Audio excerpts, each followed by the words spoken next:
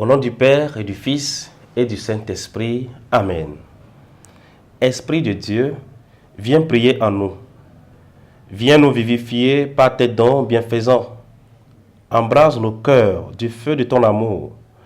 Apporte-nous ta sagesse éternelle et que ta lumière éclatante purifie nos cœurs. Amen. Évangile de Jésus-Christ selon saint Luc.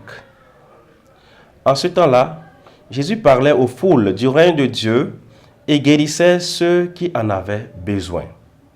Le jour commençait à baisser. Alors les 12 s'approchèrent de lui et lui dirent : « Renvoie cette foule, qu'ils aillent dans les villages et les campagnes des environs, afin d'y loger et de trouver des vivres. Ici, nous sommes dans un endroit désert. » Mais il leur dit : « Donnez-leur vous-même à manger. » Ils répondirent : « Nous n'avons pas plus de 5 pains et 2 poissons. À moins, peut-être, d'aller nous-mêmes acheter de la nourriture pour tout ce peuple. » Il y avait environ 5000 hommes. Jésus dit à ses disciples : « Faites-les asseoir par groupe de 50 environ. » Ils exécutèrent cette demande et firent asseoir tout le monde. Jésus prit les 5 pains et les 2 poissons, et levant les yeux au ciel, il prononça la bénédiction sur eux, les rompit et les donna à ses disciples pour qu'ils les distribuent à la foule. Ils mangèrent et ils furent tous rassasiés. Puis on ramassa les morceaux qui leur restaient. Cela faisait 12 paniers. Acclamons la parole de Dieu. Louange à toi, Seigneur Jésus. Bien-aimés de Dieu, aujourd'hui, dimanche 22 juin, nous célébrons le Saint-Sacrement du corps et du sang du Christ, une fête reconnue Corpus Christi. Nous savons que le récit de la multiplication des pains présente des variantes très marquées dans la tradition évangélique. 2 fois dans l'évangile de Saint Matthieu, 2 fois dans l'évangile de Marc, 1 fois dans l'évangile de Saint Jean et dans ce récit de Saint Luc que nous venons d'entendre.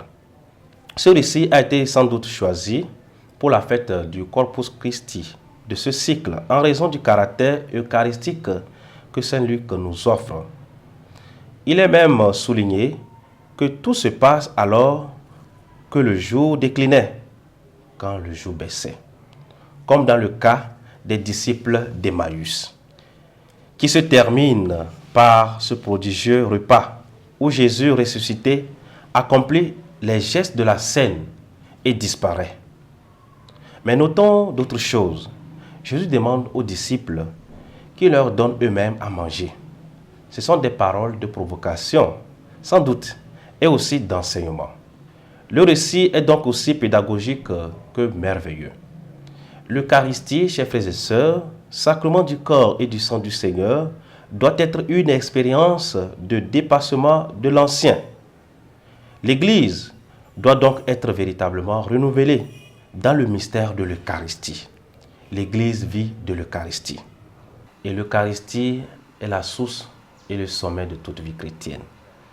L'Eucharistie, sacrement du corps et du sang du Seigneur, doit être une expérience de dépassement de l'ancienne alliance.